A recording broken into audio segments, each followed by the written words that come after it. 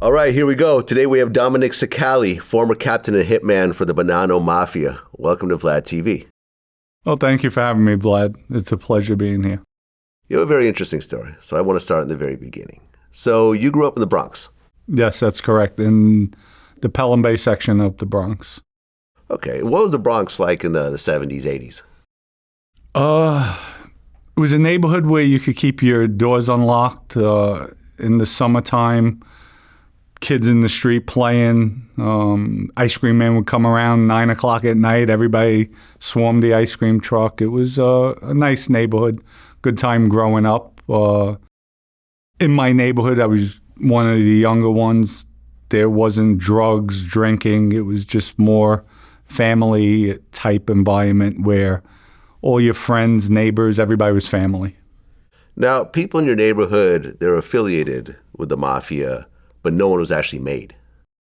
Well, at that time, there was people made, but I was naive to the life. I was more into sports. And out of my neighborhood, I would say 95% were legit.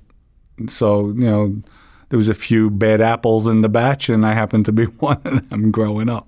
Well, your father and your uncle were not legit.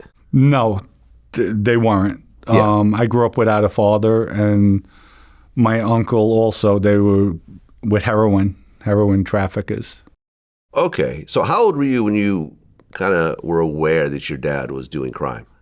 Probably about 11, 12 years old. He actually came home from jail at that time. I was told as a kid my father was at college. He was away. But my mother and father were separated, so really when I would go visit him as a kid, I didn't realize it was a prison till later on in life. Right, because he got locked up in the 70s. Correct, yes. Oh, what year? Do you remember? I was about 2 years old, so I have to say 69, 70. Okay, he did 9.5 years. Yes. Okay, so essentially your whole childhood he was correct behind bars. And back then, 9.5 years, people say, oh, he's going away forever. Meanwhile, this day and age, 9.5 years is a slap on the wrist. Right. Now, what about your uncle? What was he doing? My Uncle Peter, my family had a private sanitation business, Cicale carting, which my grandfather started when he came over from Italy. And my uncle was working the garbage truck while my father was away, and then lo and behold, he got involved with drugs. He was close with Bruno, Anthony and Delicato, and then later on he was around Anthony Buat, who's with the Lucchese crime family. Now, your dad nor your uncle were actually trying to be made? I think my Uncle Peter had aspirations to be made. My father never did. My father was really a good person, where my Uncle Peter had a little violent side to him, Okay, so how did you first start affiliating with the Genovese? It happened by accident. My father was close friends with Ernie, and Ernie had taken a liking to me as a kid. So as I started growing up, he taught me how to box. He was grooming me, and I didn't even realize it at the time. Okay, and the Genovese were considered like the money earners back then? Till this day, yes. Okay, yes, what made the Genovese different from the other families? They keep old school tradition quiet. You never know who's really running the family. They put a lot of buffers up front, and they're very quiet with everything they do. Just lately, you heard there was some things in the newspaper, and that's really out of character for them, especially with their higher-ups. Now, there was a situation when you were 17 where you got shot in the ankle. Yes, What correct. happened? It was a neighborhood fight, and it actually happened in the Trog's Neck section by a pizzeria called Loretta's. And we were waiting. There was two people, a kid named Guy, whose father's Johnny Echo, who was a drug dealer back in the day. The father was away, and my friend was Blaze Rodolfo. And everybody's hanging out. We're waiting to see the fight. There was maybe about 100 people. It was the summertime. Guy pulled up maybe about a block away, started walking over, and he just pulled out a gun, started shooting at the crowd, at everybody. And I happened to get hit. So did you even know who the shooter was? We saw a guy coming, yes. Everybody knew. I'm lying on the floor bleeding. The girls, everybody's running around. Tell the cops, and I started yelling out, nobody tell the cops anything. And that was it. And they took me away in an ambulance and went in for surgery. Almost lost my ankle because of it, the gunshot. Did you ever find out who it was? Yeah, no, I knew from the beginning, and maybe about 3 or 4 weeks later, I was supposed to go to a sit-down. I never went, and my father caught me in the back of the building. I had a gun on me, my waistband. I was on crutches, and he wound up beating the crap out of me in the street. Gun came out of my waistband, crutches went flying, and I took my beating, and that was it. You know, he said, "How dare you disrespect me and not come to a sit-down?" I said, "It happened on the street. It's going to end on the street." Right, because like you mentioned, the shooter was affiliated with the Gambinos, so there had to be some sort of... At that time, we were kids, so really, nobody was technically... We weren't entrenched in the Mafia. Right. But they feared that I was going to retaliate. So right away, the father sent word to whomever, let's squash this. I don't want my son to die. And I felt, you knew it was a neighborhood fight. Why are you pulling out a gun? Why are you shooting at the crowd? You know, that was uncalled for. Your dad went to prison for a long time for selling drugs. And then at one point, you started selling drugs. That's correct. Was there a certain level of, my dad just did 10 years, maybe this is not something I want to get into myself? No, that thought didn't even cross my mind. What had happened was playing basketball, that was my sport. Behind the back of the building at Hazel Towers, that's where I grew up, and my friend Michael Sullivan pulls up, brand new Trans Am. And lo and behold, what's going on? He quit school. I'm still in school. And they said, here's what I'm doing. So him and I partnered up, and that's how I got the drug business. That was cocaine? Cocaine, yes, sir. Okay. So now you start selling cocaine, but Big Ernie was, he had an issue with that. Yes, he did. He asked me if I ever sell drugs, I can't, I have to distance myself with him. Right. But just always keep him in the loop if something happens to me, that he knows where and who. Well, because the Mafia at certain points had certain rules about selling drugs. Was the Genovese really strict on that, or? They're all strict on it, I would say, but when those envelopes start coming in, everybody overlooks it. They'll turn around and say, I don't want to know where the money's coming from, don't get caught. And that's it. Okay, so you start selling drugs and you start getting into kilos. And you start pushing about 2 to 3 kilos a week. Yeah, we were pushing that a week loose in grams, half grams, ounces. Aha. We had an operation that we would open up maybe about 11 in the morning during the weekdays and then shut down about 1 at night. And then weekends, we would just stay open all night. And we had runners, we had locations. People would page us with certain codes, what they wanted, and a code for a location. We would have 4 meeting spots in the neighborhood. Okay, so who's your plug for all the cocaine? I was getting it from Harlem. I got drugs from Joey Cupcakes at times, his cousin James in Harlem, and then my Michael Sullivan was getting it from a guy called Raymond Shapiro, who wound up getting killed later on in life. Okay, and how much were kilos going for back then? Oh, it varied. At time, the average price, I would say 24 to 25, and then there was a shortage. It went up to like 34, 35,000.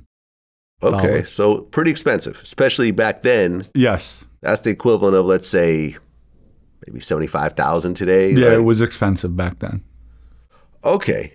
Was there ever a situation, and this happens a lot in the cocaine game, where you get robbed, you get fake cocaine, you get double-crossed, sometimes the addicts will set you up. A lot of things could happen. The police come and seize certain kilos.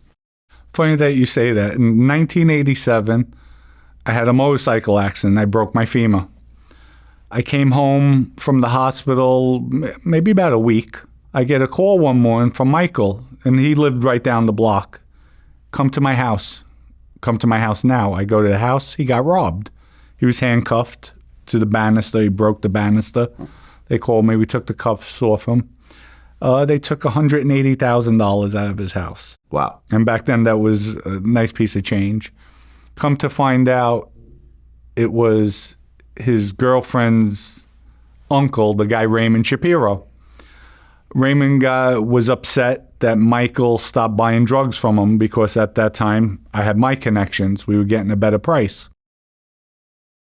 So what we did, I found out where Raymond lived. We went out to New Jersey, and I was sitting on him, waiting for him to come out. We had a bogus car out there we were sitting in.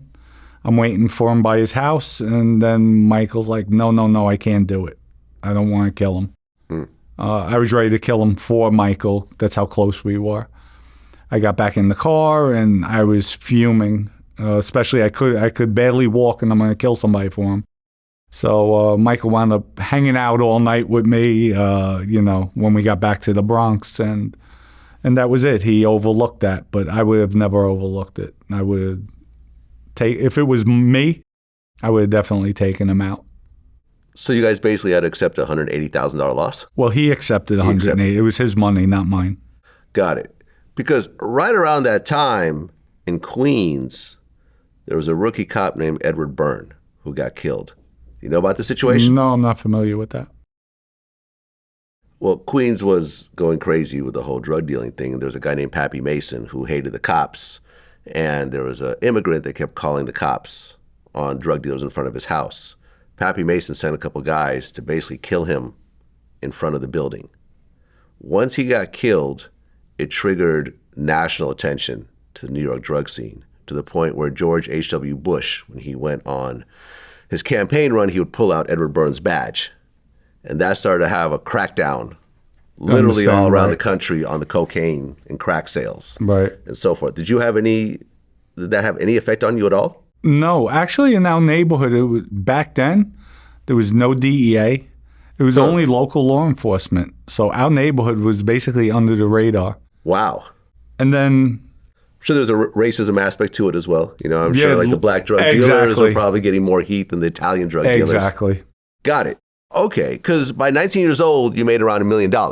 Correct. But you didn't have anything to show for it. I didn't have a penny to show for it. But what were you spending money on? Everything. We were going out partying. I'd pick up tabs, just doing foolish things. I had no guidance to save, to put money aside. It was just, to me, it was the wild, wild west.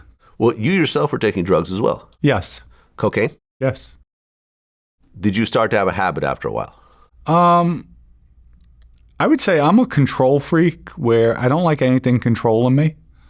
So I feel whenever I feel like something or I'm doing too much of something, I'll stop. Right, but you almost have an unlimited supply, right? Yeah. You could basically be Scarface, on the desk, and just have mountains of cocaine that you're just sniffing up if you feel like doing that. Right, if I feel like doing it. But you never did that. People would knock. Yeah, we would party. I mean, I was young, wild. So, I'm not going to sit here and say I was a saint. But like I said, I don't have an addictive personality as far as I don't like anything controlling me, even till this day. Well, you said that 90% of street guys take drugs, and anyone that says different is lying. Oh, definitely, without a doubt. You hear stories about guys staying out, going to after hours. What do you think they're doing? Like, it's impossible to stay up. If you're going out 7, 8 o'clock at night, you're out till 12, 1 the next day. It's impossible, especially if you're drinking heavy. Okay, so at one point you actually moved to Florida. Yes, that's correct. Was that because there's too much heat where you were? No, I wanted to get away from the life. I wanted to try. My thought was I'm going to go legit. And that didn't fare out too well. Right, because you moved to Florida and a couple of your friends approached you and they needed money. Correct. It was actually a friend of mine that I grew up, Matthew Gillick. and his friend Booby, they came down. They had just robbed a drug dealer in New York. By the time they came down, they had no money, they had no drugs. Okay. And was it your idea to rob the drug dealer? Yes, it was. Okay. And the drug dealer's name was George. George Kehoe, that's correct. What happens next? They went in, they robbed George, got away with it. I waited down the block. They came in the car. We took off. And the next day I get a phone call from George. I know it was you. What are you talking about? And I denied it. Always denied it to him. And he accused me. I know it was your friends. I don't know what you're talking about. And that's the way we kept it. We kept on going back and forth with that. And I don't know what you're talking about. It wasn't me. But you were the getaway driver. Yes. So in the eyes of the law, you technically did rob him. Oh, I did. No doubt. Right. I definitely robbed him. But I'm not going to tell him that. Of course. Okay. And then you were married at the time? I was married, yes. At what, 19, 20? 20, 21. Yeah, Okay. 1987 I got married. Pretty young to be married. Yes, it is. Okay. Too young. Right. So then you and your wife, you guys move into a condo complex, and George lives there as well. George lived there as well. I didn't even realize it. I realized it when I had to knock on the door, and I looked for people, and I saw George standing outside the door at night. Okay. What happens next? I ran upstairs. I had a 380 with a silencer. While I was coming down the stairs, I put the silencer on the gun, made sure there was one in the chamber, answered the door, had the gun right behind the door. George was standing there. He had a button-down shirt. Shirt was open. I could see he was messed up. He used to like doing drugs and drinking. And he had 2 pistols in his waistband. And we were talking. And I'm like, that's when it hit me like, oh, shit. I realized, I knew the complex looked familiar just because it was about a year later, or 6 months later. So I just calmed George down. I said, listen, we'll talk tomorrow. I see you were drinking. Obviously, I'm not going anywhere. And let's just work whatever's on your mind. We'll work it out. And that's it. Okay. And you came up with a plan for him to get his money back. Yes, I did. But I did not admit that I stole from him. The plan was, let's do some deals together. And since you thought I robbed my end of the profit, the proceeds, how much he said, I think 30, 40,000 total. I told him, you keep it. When you are made whole, then I get my end. And he agreed to that. Or so I thought. Or so you thought, because he actually had a different plan. Correct. And that was? To kill me. Mm-hmm. What did he do? The first 2 occasions, he tried to lure me to different locations. One was with the pretense, there's a guy who owes me money. He has some new stereo equipment, TV. You could have it. I'll kick the door in. It's all the way out west. And I'm like, nah, I'm okay. And then the next time he wanted to go down to the Everglades fishing, take a relaxing weekend, bring my wife. I'm like, nah, I'm okay. And then the last time he was with myself, my father's friends. He didn't know they were my father's friends. I went to go collect money from an insurance company when I came down.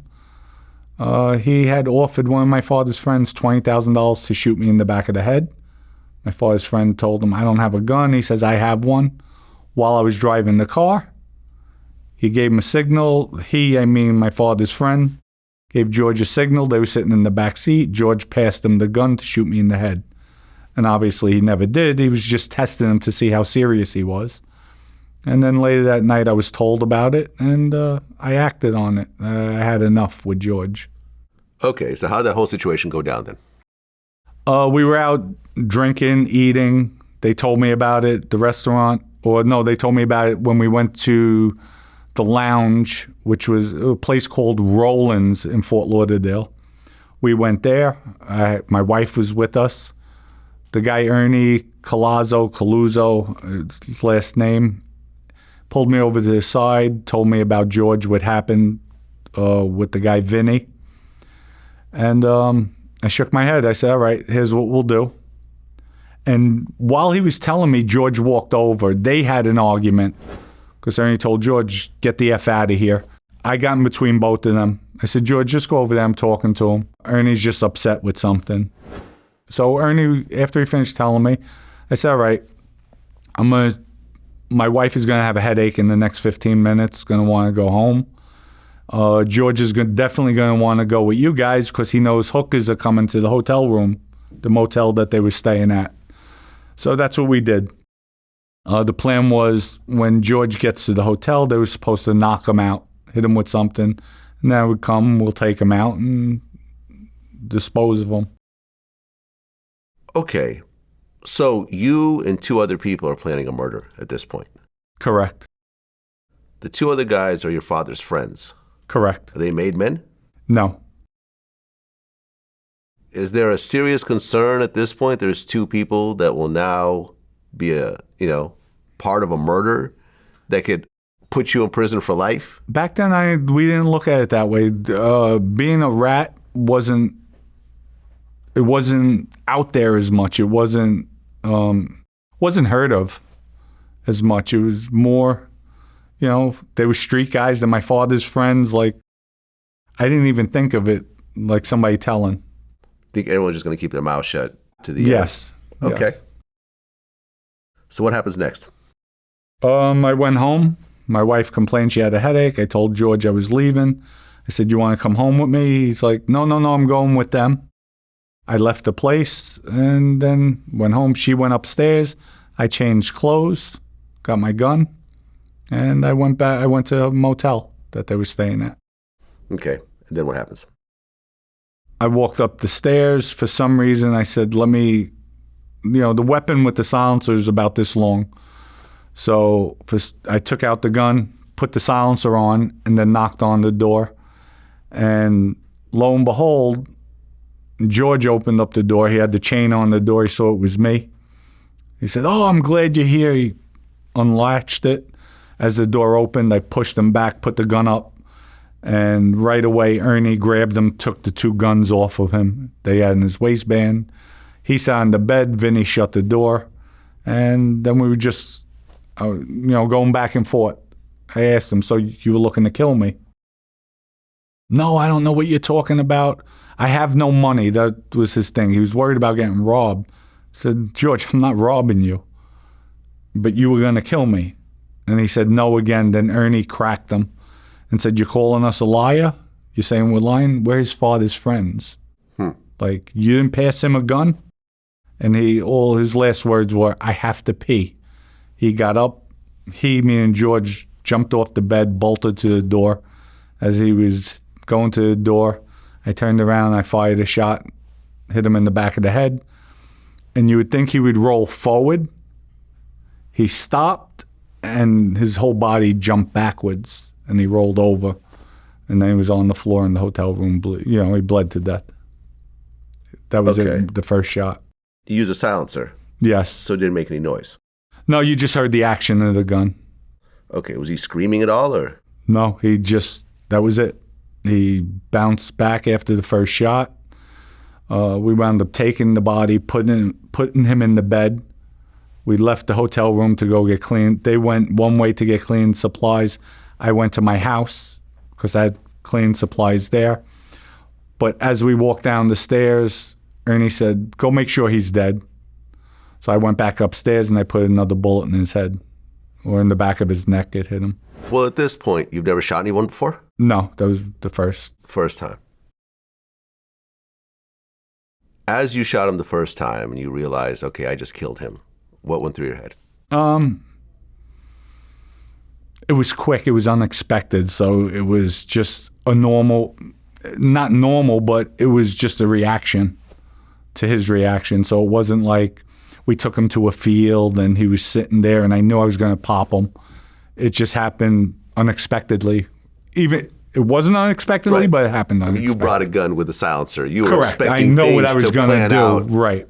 With 2 guys that were in on it. Right. You knew how things were probably going to work out. Now, you may not have been the shooter, potentially, in that situation, but I would have been the shooter. I was going to be the shooter, regardless. Right. Well, but then you never know what's going to happen. Yeah, that's true, too. If he grabs your gun from you. Yeah. Right? Who knows? True. Right. You're dealing with a level of chaos that could go any direction. That's true.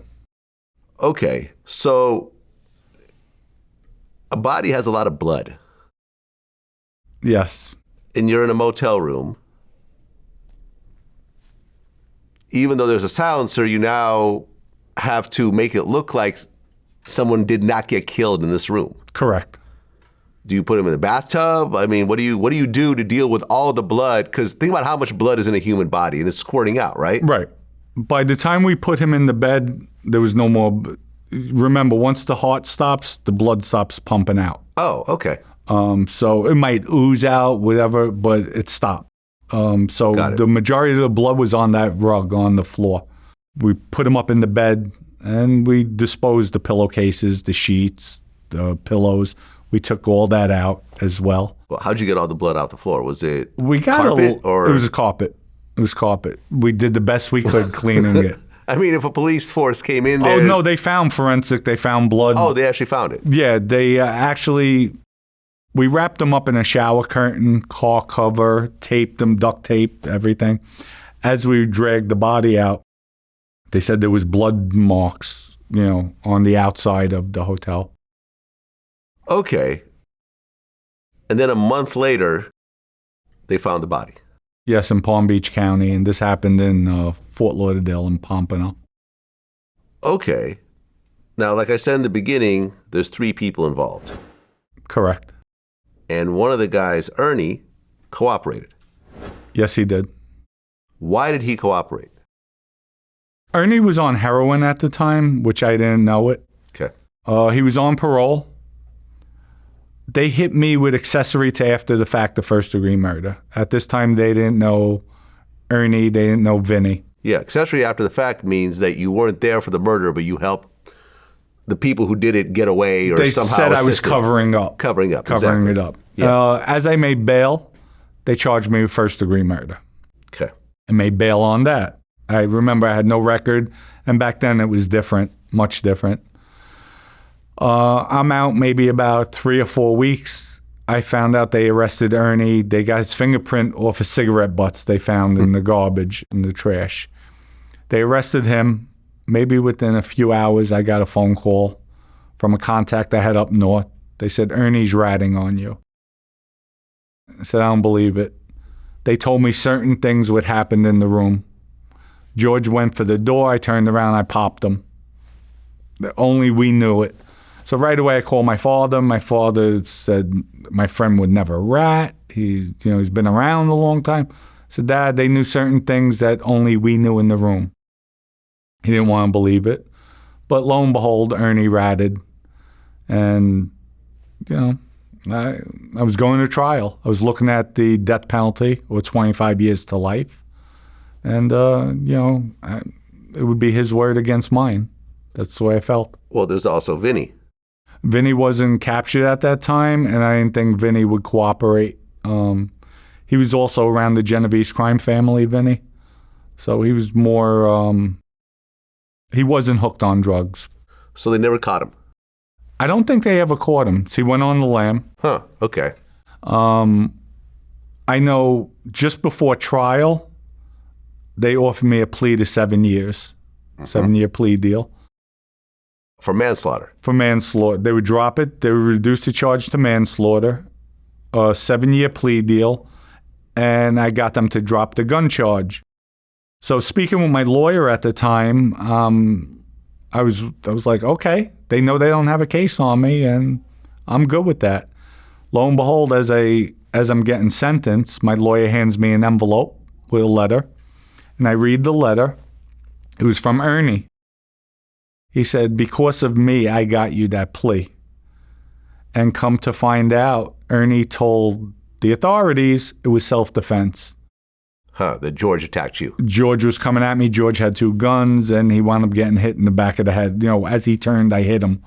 I don't know his exact words, but he lied to them. And then I realized how I got that plea. Okay, and did Ernie get any time for that at all? I think Ernie received time served, and he was still on probation in New York. Okay. Did you ever Or he talk? might have went away. I'm not really sure. Okay. Did you talk to Ernie after that? No, I was still looking. I was looking to kill Ernie when I came home. Because he ratted on He you. ratted. Even though he helped me out to get a plea, he ratted. Well, right, because you got 7 years, but it only turned into 17 months. Well, with the good time they were giving out. In the state of Florida, they had prisons were overcrowded. So as soon as I went into the reception center, they took the 7 years, reduced it. They took time off. I had 5 1/4 years left. And then every month with my good time incentive, I was getting anywhere from 60 to 120 days, 180 days a month. Good time. I mean, I understand that you feel that Ernie snitched on you, but you got 17 months for a planned murder. I mean, that I'm sure lots of people who hate someone right now that would take that deal. Oh, You know? all day long. You know what I'm saying? All day long. So it actually kind of worked out pretty well for you. It did, but, my thoughts were I felt you could've gotten invincible. away with it, I guess? could have got away with it, yes. Okay. So you got divorced while you were in jail? Actually, before I went in, she divorced me. Okay. So then you do your time. You get out in 1990. You're around 23 at the time. So then you decide to get married again. I got married again. I was married 4 months, and DEA arrested me Right. for a drug deal. I was involved in the drug transaction because it was my cocaine. But there was no conspiracy because when I got out of the vehicle, I told my co-defendant, the guy's a cop, don't deal with him. And he continued to, that was it. They never saw me after that. My co-defendant got his brother involved, somebody else involved. They had a case that lasted 2 months. They were dealing with the undercover agent. My name was never mentioned. There's no phone records, no other meeting other than that. So it went to trial? DEA came, they arrested me. They told me they wouldn't even charge me, just work with them. Right. But you didn't cooperate. No. I said, I'll be out. They said, this is not the state, this is the feds. You're not getting out.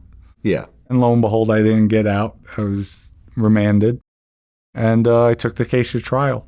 I had a 2-hour trial with open and closing arguments. So like no trial at all? One witness, the agent, he took the witness stand. He was on for maybe about 15 minutes. He said he never spoke kilos to me, never spoke price to me, didn't give me the money, but he assumed, he asked for 2 or 3 next week. A half ounce was transacted, was sold. He said he asked for 2 or 3. He said I responded, we could work it out. That was it. Never heard from me again. But he meant kilos for the 2 or 3. I mean, now that all this is over, did you actually The cocaine sell was, drugs like during yeah. that, for this particular situation? The half ounce was mine. I gave it to my co-defendant to sell. It was garbage, complete garbage. I got robbed when I bought it. And I said, I can't get rid of this. If you could sell it, I'd appreciate it.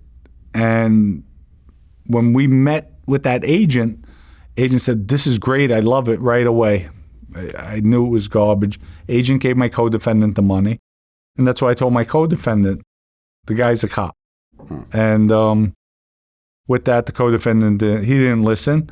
But I was out of it. I didn't want any more part of drugs because I started working for my wife's father, who had a very lucrative metal finishing company. So I saw a future legitimate. Right, but because of the situation, you end up getting 10 years. I was found guilty of conspiracy, yes. And I got 10 years. Okay, and this is not state where you can knock off, No. 80% of your time if you're in Florida. This is the feds, which is what, 85%? Yeah, 87.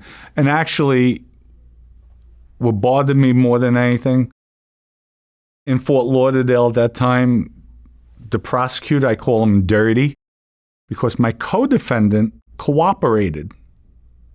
And I knew he cooperated. And I was naive with the system. I didn't know where 302 was, where they write down his statements. I found out years later, and I filed an appeal on the case. I was granted an oral argument. My co-defendant told them it was Dominick's coke, But Dominick told me the guy was a cop, not to deal with him. So right there would have shown there was no conspiracy.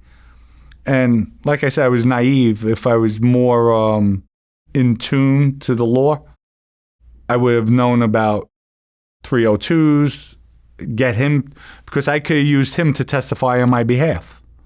But the lawyer was like, I believe he sold me out. I can't prove it, but to me, he sold me out, where they trade off.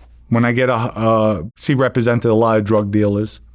When I get a high-profile drug dealer, give me a good plea, so I could, it's a trade-off. And they got that pound of flesh out of me. So you get out in 1999. So you do what, 9 years? Oh, almost 9 years, close to it. Right. You're now 32. Yes. So your whole 20s get lost. Gone. Gone.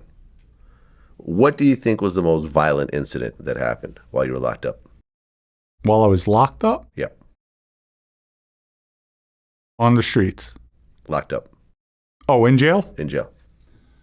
Oh, there was a killing or a stabbing. Well, not a killing. There was a piping or a stabbing almost every day in Lewisburg while I was there. You yourself, any incidents? Oh, me, myself? Because you're in the feds, and are there at that point, are there the sort of the racial elements of it, where the blacks, Latinos, whites, I almost race riots and so forth? Yes, there are. I was never involved in any of them, but what did happen when I was in Lewisburg, a black kid from Philly tried shaking me down.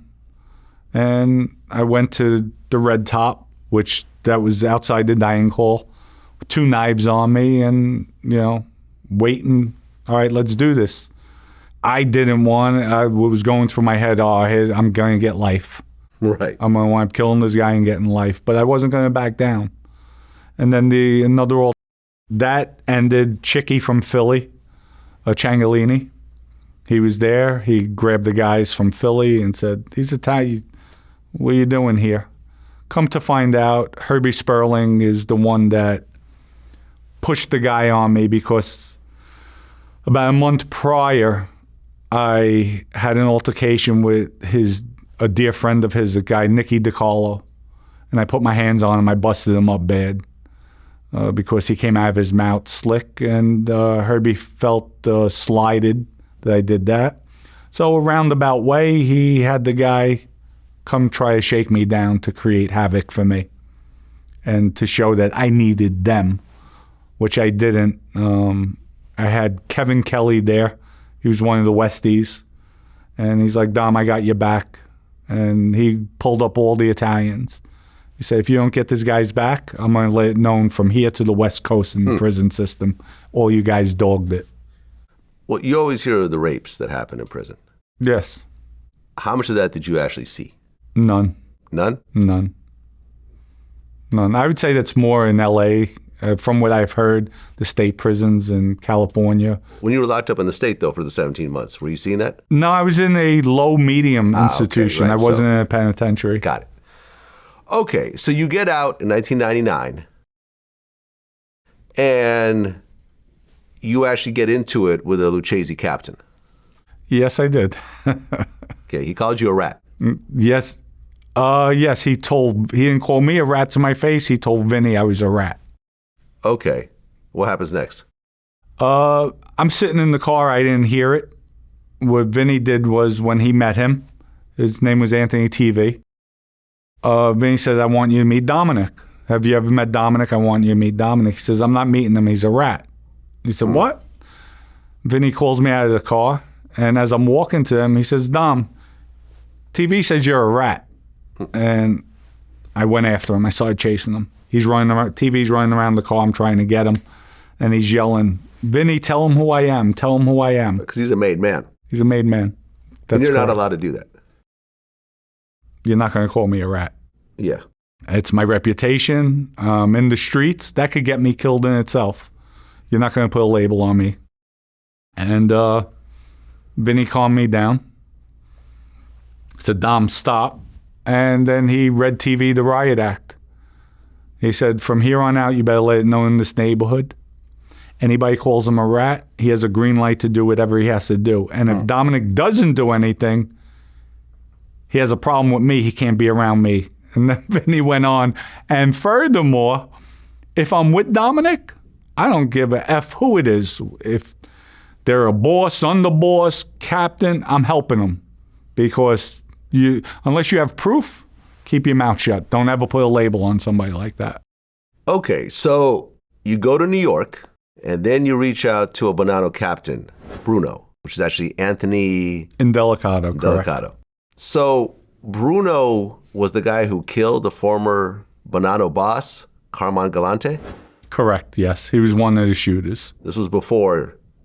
This is back in the 70s. Back in the 70s. Yeah, correct. Exactly. So that's how, did he become the boss at that point or no? He became a captain. Yeah, because after that hit, Bruno became a captain, correct. Got it. His father was still alive at that time. Now, Bruno was close to Vinnie Basciano.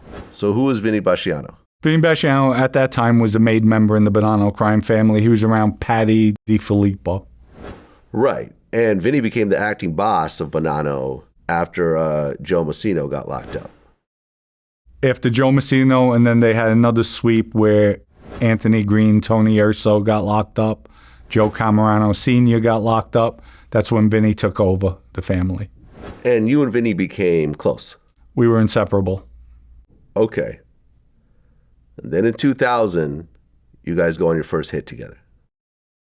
I was out of prison maybe about 2 months. 2 months? And yes, 2 months fresh out of prison. And yes, we wound up killing Frank Santoro. Did you tell him about the murder in Florida? Actually, I did. And the reason why, I was already convicted of it. I took my plea, told it was out, so they couldn't do anything else with it. Okay, so you had a certain level of status because you'd already caught a body, essentially. Correct. Well, and also my reputation in the neighborhood. Right. So, who is Frank Santoro? Frank Santoro was around the Genovese crime family. He was, I'll say, a drug addict. Nice words. But he was close friends with my father as well. My father was a drug addict as well. They had a group of them. And he got killed because it got back to Vinnie Basciano that one night when they were partying, one of Vinnie's sons passed by, and Frank Santoro passed a comment, "Imagine if we kidnapped him, how much money we could get." Said it in jest. There wasn't a plan, there wasn't a plot. Just said it in jest. And Vinnie wasn't having it. In retrospect, a random bad joke. Got him killed. By someone who was probably intoxicated at the time. Is it really that serious? No, it's not. But Vinnie's thought process was, he's thinking it, he said it, I'm going to make an example out of him. Because what if one of these drug addicts, they do it? So I'm going to make an example out of him. A lot of what ifs in that thought process. I agree. I understand the situation with George. Hey, right. I'm going to pay you guys a certain amount of money. Here's the gun. Mm-hmm. There is actual planning involved. Your life is now in danger. I can understand. I probably would have done something similar on some level. But a random comment is a bit overkill. I agree. By someone who's fairly high up in the system, mm-hmm. that has a lot of repercussions over these types of actions. Right. Did you try to talk him out of it and say, hey, listen, he was just joking? Absolutely not. The reason being is... you're not a made man at this point. I'm not a made man. I'm just getting to know Vinnie, and that's a sign of weakness. Okay. Why have you come along when you're a fairly new guy? To the hit? Yes. When you have a whole bunch of other made men who actually have more of a track record of this kind of thing. Vinnie just wanted, he asked, well, it was Bruno that asked, said Vinnie had a problem. I said, all right, let's go. What am I going to do? I already knew what time it was.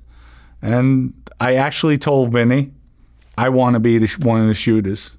So I felt, why am I going to drive or be a lookout car? I'm still the same amount of time. Get caught for murder, we're all going away for life. Okay, so you grab a gun. I had a gun, yes. And Vinnie grabs a shotgun. I had a .357 that Vinnie gave me. Mm-hmm. He had a shotgun. That's correct. Right, and shotguns make an absolute mess. Yes, it does. It's one of the most lethal weapons on earth at close range. Yes. So this is going to be a messy situation. Yes. Lead me up to the situation. We're waiting. We have the lookout cars. Bruno's parked basically in front of his house, the guy's house. Anthony Donato is driving Vinnie Basciano and myself. Vinny's sitting in the front passenger seat. I'm sitting right behind Vinny. Anthony Donato spots Frank Santoro walking a dog. Anthony rolls. Vinny tells him, go ahead. As we roll up to him, I jump out of the car. Vinny jumps out. I start firing, shooting, and then Vinny's following me with the shotgun, blasting him. Okay. And he's definitely dead at this point.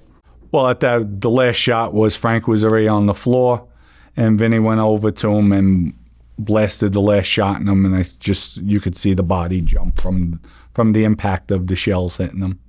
Right, and you shot him 5 times. I missed. I think I hit him. I hit him 1 time. Okay. But the adrenaline's pumping. It's a 357 snub nose.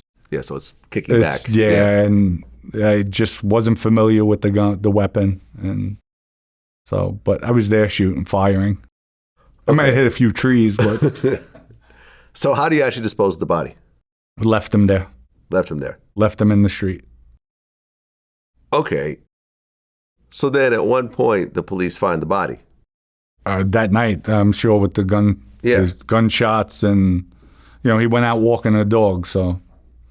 And it was in the wintertime, so I'm sure people had their windows shut, but eventually. Yeah. So were you investigated for this murder at all? Actually, I was living in Jersey at the time, so I went back home. I made sure I had no easy pass to track me. I didn't have my phone with me that night. I know Vinny was a suspect at one point, but what got us caught was Vinny's big mouth. Afterwards, he told us, even before, this never happened, we never did it. He said, even if Joe Messino asked any one of us, Joe, we don't know. It must have been the Genovese. He was a junkie. They took him out. Because the boss didn't authorize this hit. The boss did not authorize it. Is that considered? That could get us killed. That can get everyone killed. Quickly. Because the boss will look at it. You're drawing heat to me. This is my family. Right. I didn't authorize this. What do you think? It's your family? Yeah. That's a death sentence for all of us. Basically, Vinny was acting like a boss. When he wasn't. Vinny was very good with his words, very sharp on his feet, very articulate, where he told Joe Messino, when he sat down with Joe asked him, he would go to Joe's restaurant, I think, every 2 weeks. So Joe asked him what happened in the Bronx. He said, Vinny's words, Bo, I had to take care of it. So Joe's like, what do you mean you had to take care of it? The guy was looking to kidnap my son. There was no time to react. I didn't know if he was going to. Vinny lied to him. I didn't know if the plan was already in process. If I would have went to you to try a call for the West Side, my son could have been kidnapped. It would have been too late. And that was Vinny's excuse. So Joe asked him who was involved. Vinny said Bruno, Dominick. He told him everybody. And then Vinny came back to us and told us. And I was like, why? Okay. So now you and Vinny do a murder together. So now you're real close to Vinny. Yes, even closer. Even closer. So in 2001, when you're 34, Vinny proposed that you get made. Was it 2001? Originally. Yes, I think it might have been the summer of 2000. Okay. 2001. But I guess there's rules about bosses don't want to make new members made if they had drug cases within 5 years. Yes, they just had some type of commission meeting, and they spoke about who's ever getting out for drug convictions, we're going to put a 5-year moratorium on it. And you were within that 5 years. Well, Michael Mancuso brought it up to Patty DiFilippo, who then brought it to Joe Messino. So Vinny came back. He said, Dom, you we can't straighten you out right now because of the 5-year moratorium. We explained it, and I had a fit with Vinnie. I said, you know what? I don't want this shit. You're my friend. I'm with you. Doesn't matter. Yeah. I don't need a button, but now you're policing it. So you're punishing me for being a criminal. Okay, so then in 2004, Vinnie brings you up again to Correct. get made. And this time it goes through. Yes. When you found out you're going to be a made man, how'd you feel? I told him I didn't want it. I didn't need it. He's like, why would you say that? I said, I have you and Bruno. I don't need it. To me, it doesn't mean anything. So I'm still the same person I am. And he's like, but if something happens to me, I'm going to need you. I need you to speak up, to sit down with people. So, I said, all right. I wound up agreeing to him. Okay, so describe the process that you went through, the actual ritual. He said, be ready. No, we're going to pick you up. Make sure you dress up. And Vinnie always wanted me to be better than everybody else. He groomed me. He'll polish me. So Vinnie also said, listen, when you're asked, because this is supposed to be a rebirth for you, you start with a new slate, clean slate. Everybody, when they're asked, for one of the first questions, do you know why you're here? And everybody says no. That's a lie. Everybody knows why they're there. Yeah.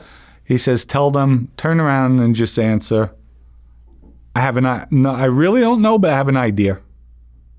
This way you're not starting off as a lie, and it shows you're sharp. And that's what I did. We walked in. The ceremony was done in Scarsdale, Anthony Donato's house. Tony Green was there. Joe Camarano Sr., Vinnie Basciano, Patty DiFilippo, Anthony Ribito, and Nicky Santoro. Because there was, I think, 3 or 4 other guys who got straightened out with me. And walked in. Everybody's there at the table. It was a U-shaped table. And we sat down. We all joined hands before we sat down in a secret society for the Bonanno crime family. And we're bound within the circle. What's here said here today stays here. And that's how the meeting started, the ceremony started. Okay, was there the pinprick and the lighting of the card and all that? No, they didn't do that with me. There was no pinprick. So, but they had, I don't even think they had a gun there. They just did the ceremony talking about the rules, being Joe Messino's our boss. If a boss ever called, my captain will be Vinnie Basciano. If the boss ever calls for our loyalty is always with Joe. Joe's not here. Tony Green's running the family. Joe Camarano Sr. is the underboss. If there's ever any issues, if the boss ever calls for you, go directly to the boss. Do not tell your captain. But our loyalty is with Joe Messino. Okay, and do you and Joe Messino have a relationship at this point? No, I never met Joe. Never even met him? Never met him. So now you're signing up for this guy to be your everything, your ultimate boss, and you've never even met him. Well, it's funny that you say that. After the ceremony, and I always told Vinnie this as well, you're my guy. And Vinnie's like, no, Joe, Vinnie, I'm not going to lie to you, tell you what you want to hear. You're my guy. So let's do all that. I don't know Joe. So I know the life, but I don't know him. And we kept it at that. Well, 1 month after being made, Vinnie wanted to promote you to captain. Acting captain. Acting captain. For him, yes. Okay. It's a bit uncommon, right? Very uncommon. But Vinnie felt, I knew the life. I've been with him for 4 years now, every single day. And prior to me getting straightened out, Vinnie would meet Tony Green maybe 3 or 4 times a week with Joe Camarano to go over the family, what's going on with the family, because Vinnie was part of the administration. And I was privy to a lot. They allowed me to come in, even though I wasn't a made member, to their conversations. And I would just keep my mouth shut, listen, and keep my opinions to myself. And so I had a lot of respect from them. Okay, so you're an acting captain in the Bonanno Mafia, and then you have 27 made men underneath you. Well, not at that time. But you built up to that. Yeah, when I became an official captain, yes. Then, because you had everybody getting locked up, so they started loading my crew up as far as I took over Vinnie Basciano's crew because he became the boss. And his first thing was Vinny elevated Michael Mancuso from an acting captain to an acting underboss. Anthony Rubito went from official captain to the consigliere. Nicky Santoro went from an acting captain to an official captain. So Vinny said, I'm not going to elevate you. I'm going to send word into Joe, because if I elevate you, it's favoritism. He sent word into Joe. He said, okay, bump Dominick up to an official captain. Joe sent word back, yes, load his crew up. So Vinny might have had maybe 15, 16 guys in his crew. And then I wound up getting another 7, 8 guys in the crew. So that's how the 27 came together. Correct. It was more than 7 or 8, but came out to about 27 guys. And you had earners in the group and you had shooters. Correct. Were people getting shot under your direction?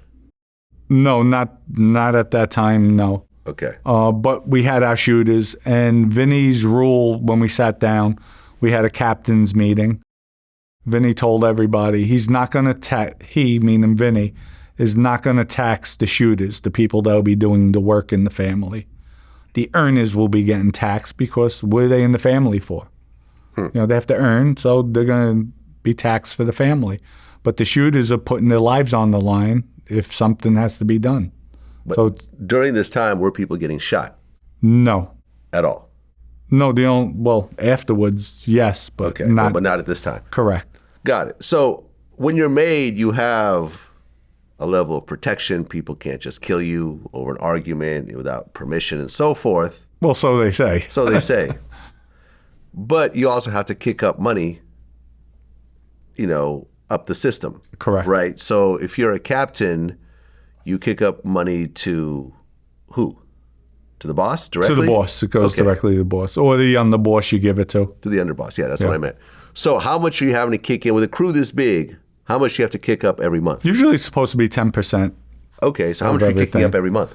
Well, we had a war chest every month, which was everybody had to put up $100 for the war chest, and that was put aside for people in jail, lawyers, or if somebody wanted to put money on the street. And then it's just whoever would give me envelopes, they're saying, here's what I'm earning, and I pass it on to Vinny. And Vinny would do what he has to do with it with Joe at that time. Okay, so then within 5 years, you made like $10 million. Within the 5-year period I was out, yes, I accumulated about $10 million. Okay, and what were you doing with the money at this point? Well, my stuff was legit with houses and construction. Right, but you also had the gambling business, which was not legit. I had the gambling business, but that offset with Vinny's gambling habits. Right. As quick as the money went in, it was as quick as it would go out. So, at the end of the day, Vinny wound up owing me close to $1 million. Okay. Because it was just ridiculous. But, that's my guy. I'm sticking by him, and we ride together. And cooperating was basically the hardest decision I ever had to make in my life. Well, we'll get to that. I mean, so Vinny was essentially a degenerate gambler? Yes. Now, there was a situation with Vinny and the mother of your daughter. Correct. What happened? After she gave birth, I'm not going to mention her name, but she gave birth to my daughter. She had postpartum depression, so we were fighting bad. She wound up moving out of the house. And then I started going out, doing things. She was very vindictive. So all of a sudden, Vinny's wife, Angela, found out about his girlfriend and about the child he had with his girlfriend. So Vinny was irate one day. He blamed my daughter's mother for telling his wife. And till this day, I asked her, she said, I never told Vinny's wife. So I think it was just Vinny's wife putting it out there. I think it was one of Vinny's wife's girlfriends that told him. And she just put it out there just to, I don't know, not realizing what her husband's capable of doing. and he wanted to kill her. Okay, and you had to stop him. Vinnie was sharp. Every time he would see I would get aggravated with her, them getting into an argument, I'd get into the car and I'm pissed. Vinnie would go, Bo, let me just take her out. Take your daughter away and I'll take care of her. Finally, one of the last times, I'm like, Vinnie, stop. It's not happening. I'm not going to do it. I wouldn't do that to my daughter. And that was it. Well, then there's a guy named Randy Pizzolo. Yes. Tell me about the situation. Randy Pizzolo was an associate who I inherited. Came from Jerry Asaro. They didn't want him because Randy was known to be a wild child. He was originally around Johnny Pizzolo, who basically cranked him up. Go ahead, go create havoc. And that's what Johnny's thing was. Like, he would have Randy go into restaurants, create havoc, and then Johnny would come as the savior to the restaurant tour. And now Johnny's getting an envelope every month for protecting the restaurant's interest. And they would whack up the money. So when Randy came to me, Vinnie told me that he's a wild guy. Bring Ace, Anthony Aiello, with you, and read Randy the Riot Act. So that's what I did. I met Randy. I told him, I said, listen, I heard a lot of things about you. You're going to be answering to me from here on out. But we'll set the record straight right now. You and I, let's go over there right now. We're going to put your hands up, and we're going to duke it out. You beat me, you beat me. And he looked at me like, you're going to know I don't hide behind anything. This is your shot. I want to see how tough you are. And Randy was like, I have no problem. Then I'm telling you from this day forward, you're not going to conduct yourself as a wild man. I'm telling you right now, because I'm going to show you I am a tough guy. And supposedly he understood what I was telling him. And I would say for 2 or 3 months, Randy was perfect. Okay. And then what happened? I guess drinking, familiarity breeds contempt. He was starting to stay with me more, getting familiar with Vinnie, with drinking and whatever else he was doing. He would go out in Queens, and we were in the Bronx, so he lived in Queens. And we would hear things, he'd pass stupid comments to people. He's the only killer in the Bonanno crime family. He's going to be getting straightened out, like just all nonsense. So Vinnie had me pull him up on a few occasions with that. Now, was Randy a killer? I'm sure he's capable, yes. I heard he shot somebody, stabbed somebody, so yes. Okay. So then at one point, you go to Ace. That was later on, yes. What happened then? Vinnie was arrested already. Michael knows. I thought, before Vinnie got locked up, Vinnie wanted me to kill Randy Pizzolo and a guy, Joe Borelli, killed the both of them. I said, okay. Vinnie gets taken off the streets. I put everything on hold. Michael, while we're talking to Michael Mancuso, now is running the family. I was told to back all Michael's play, so I'm second in charge. Michael mentioned to me, and Michael and I never really got along, but it was just respect for the position. Michael mentioned to me, that thing, make sure it gets done. So I knew he knew about it. Then he mentioned, I'm not sure if he, at this time, so many years ago, if he said that guy Randy, I'm not sure how he said it. So I said, don't worry about it, it'll be done. And I set it up that Anthony Aiello was to kill Randy. And that's Ace? Ace. Right. That's Ace. I nicknamed him Lou Cabrazzi because Ace was just that loyal. And I went to a Nets game. I had season tickets. I made sure we were on camera because I had courtside seats. And I told Ace, about this time, I want you to meet him and then kill him. And what I did was I actually told Randy, I'm going to the Nets game. At the time, they were playing in the Meadowlands with Al. After the game, I want you to meet us in the city, maybe 11:30 at night. So he said, all right. I said, let your wife know that you'll be with me so she doesn't stress. And I did it because I figured I'm going to be the primary suspect.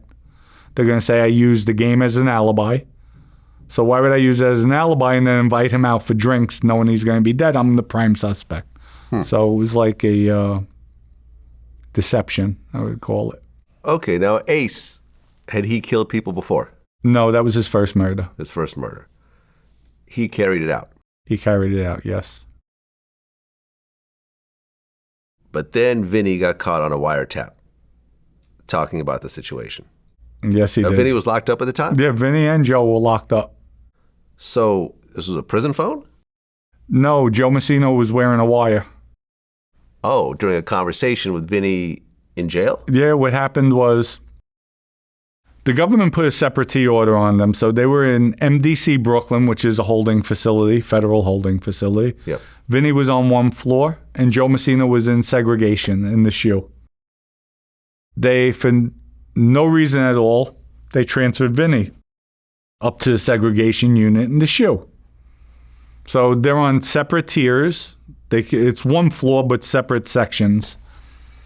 So one day they scheduled the rec deck where they asked people with the cells. They brought Joe Messino out there, and they brought Vinnie Basciano out there to the rec. They're in separate cages, but they're adjacent to one another. And Joe Messino asked Vinnie, what's going on out there? I just read what happened with this kid, because it was all in the newspapers, Randy getting killed. So Vinnie tells him Dominick took care of it. What do you mean Dominick took care of it? And then Joe Messino went into the Quiet Dom. What happened with Quiet Dom's son? And Vinnie told him, we had nothing to do with it. Quiet Dom took care of it. It came from him, came from the father. And all the while, Joe was wearing a wire. Okay, and this was interesting because up until this point, no Mafia boss had ever worn a wire. No. But Joe Messino was facing life in prison. Joe Messino was already convicted, yes. Aha, he was already convicted and doing life in prison. Already convicted. I'm not sure if he was sentenced at this time. What Joe Messino did, he played the game of chess really well. He played everybody, even the prosecutors. The day he was found guilty of the 7-8 homicides at his trial, he asked to speak to the judge and the prosecutor.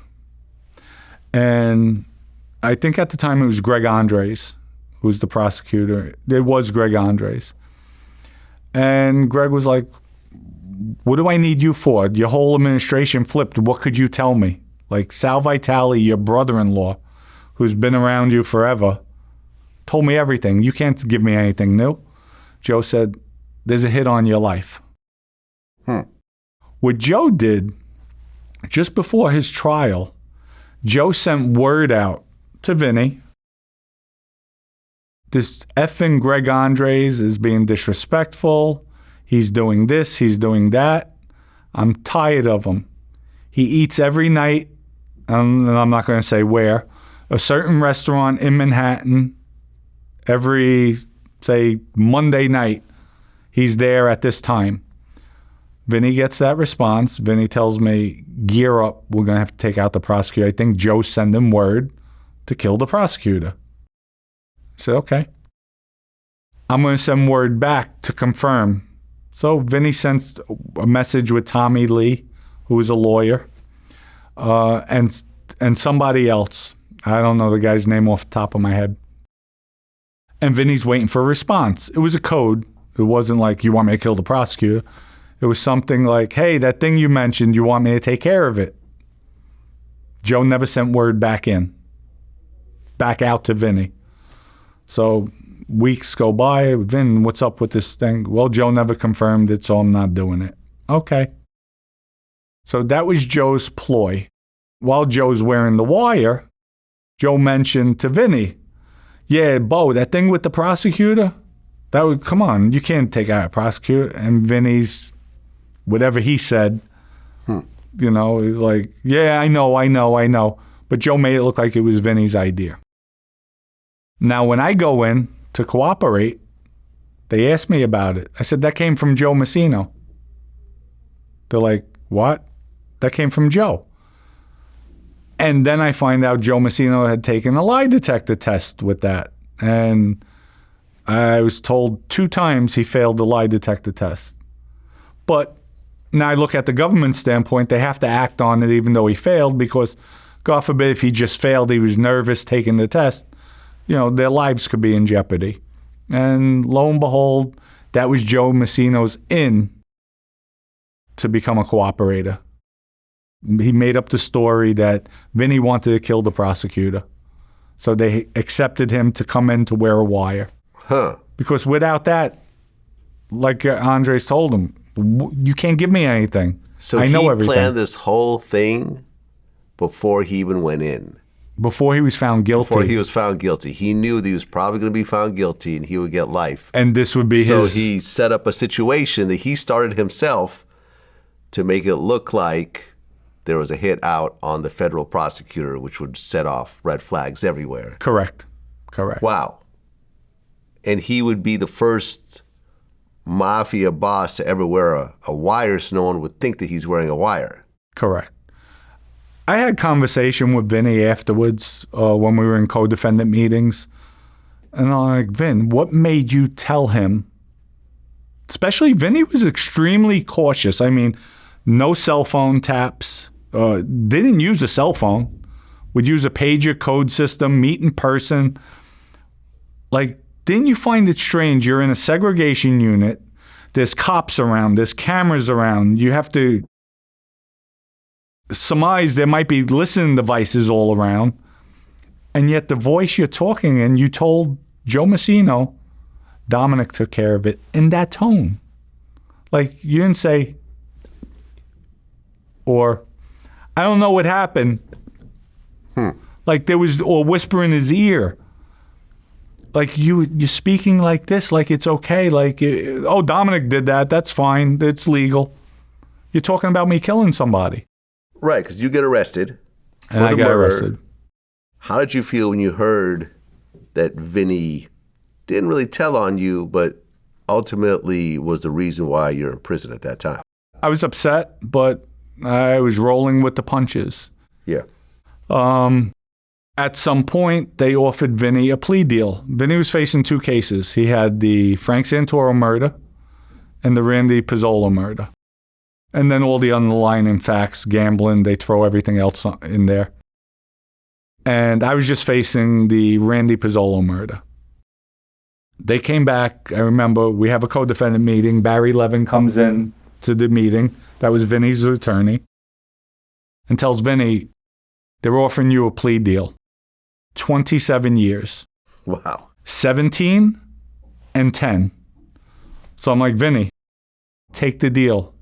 If they're offering you that on their first go around, worst case scenario, you have 17 and 10. 99% of the times when you take a deal like that, they run it together. Right. So you're it's doing really just 17. Right. You're doing the 17. You're out in 15 years, Vinnie. Take the deal. I said, maybe you could get them to 15 and 12. It comes out to 27, but take the deal. Don't tell me what to do. They have nothing on me. Barry Levin told him, listen to Dominick. You're my lawyer. I'm your client. I'm not listening to anybody. We're going to trial. Right, because you're facing the death penalty at this point. The death penalty wasn't approved. Okay. Wasn't approved, so... But there's a possibility of it. A possibility. But when you look at, everybody says, and I heard so many people say, well, Joe is facing the death penalty. The government, people aren't going to give you the death sentence when you kill another mobster, somebody in their life. Now, if an innocent civilian was killed, a woman was killed, a cop, a federal agent, then yes, you're going to get the death penalty. But when you're killing another gangster, they don't care. Right, but you and Vinnie ended up getting into a fist fight at one point? We almost went to blows. Okay. Vinnie, we had an argument. Vinnie wanted me to take the witness stand on our behalf at trial. He felt all the rats, they're all from Queens, Staten Island, Brooklyn. None of them know me. So they can't say anything bad about me. And at that time, I had all legitimate businesses. So he wanted me to take the stand, talk about, when asked, are you in the Mafia? Yes. It's not illegal to be in the Mafia. Are you a cap? But is it not illegal to be in the mafia? Maybe at that time, but at one point they labeled some of these groups as terrorist organizations. Right, but it's not. What's illegal is criminal acts. Being part of but the there's like organization. gang enhancements and so forth. See what I'm saying? Yeah, and there's but- RICO and so Right. forth. So it is and it isn't. But being in the mafia, it's not illegal. It's the acts. It's Okay. committing the crimes, Fair enough. committing the I offenses. guess if you're a mafia member and never do anything Correct. on any level, technically they can't Right.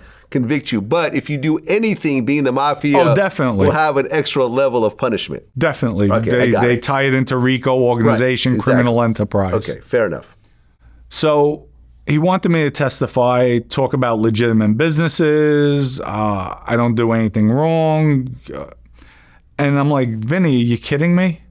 I want you to circle it around, he says to the other bosses in the building. He says, let them know I'm with John Jr. in MCC. That's in Manhattan.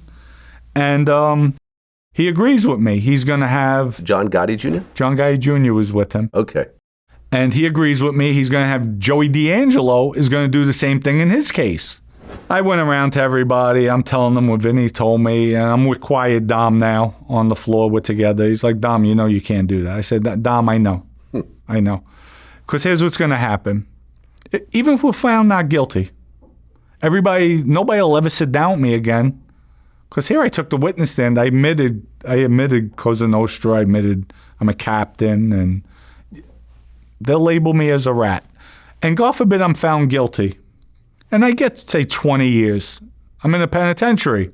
All the guys are going to say, he's a rat. He took the stand. Even though I didn't tell on anybody, I went on to stand my own defense. There's questions I have to answer. Who's in charge now of the Bonannos? What am I going to say? I don't know. The jury's going to say I'm lying. So I have to say Michael Mancuso. So I'm telling in a way. So with that, during the co-defendant meeting, and I had Jeffrey Littman at the time, he meaning Vinny, had me fire Jeffrey because Jeffrey was like, my client's not taking the witness stand and we are going to beat the case. They have no evidence against Dominick. So Vinny and I go back and forth and he said, do you blame me why you're here? So I just had enough. I said, yes, I effing blame you. You're the reason why I'm here. You should have kept your damn mouth shut.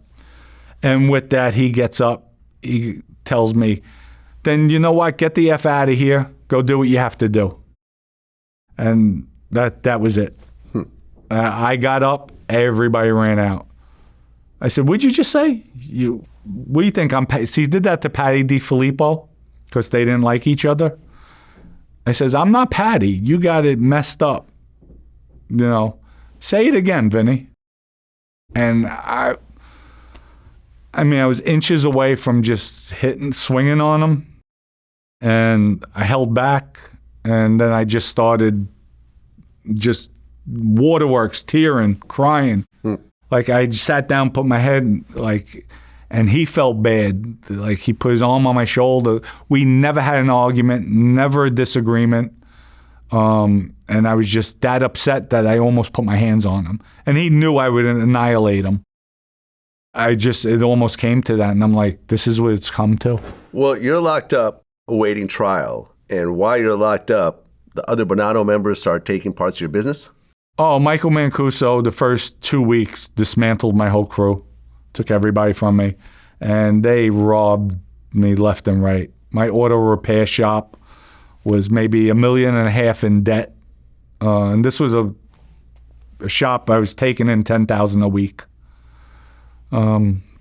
It was that bad. It was that they just raped me. When I mentioned it to Vinny, like, why was my crew dismantled? I'm not found guilty yet. And that's supposed to be my support. Bo, I don't know. That's all Vinny told me. I don't know.